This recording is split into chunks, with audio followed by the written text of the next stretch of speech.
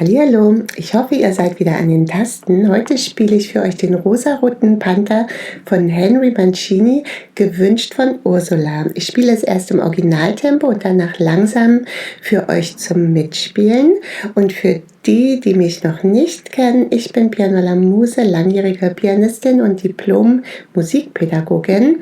Und wenn auch du mitbestimmen willst, wie es auf diesem Kanal weitergeht, abonniere diesen Kanal, mach mit bei den regelmäßigen Umfragen und schreib deine Musikwünsche unten in die Kommentare.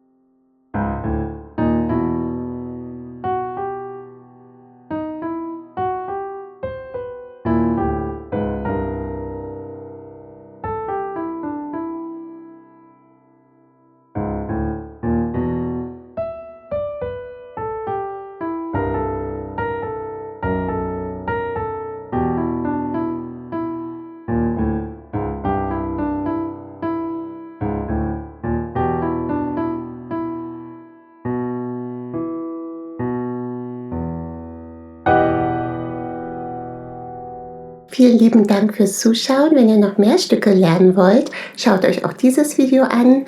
Desto mehr ihr spielt, desto besser werden eure Fertigkeiten am Klavier. Die Noten zum Stück findet ihr unter diesem Video in der Infobox. Bis zum nächsten Video.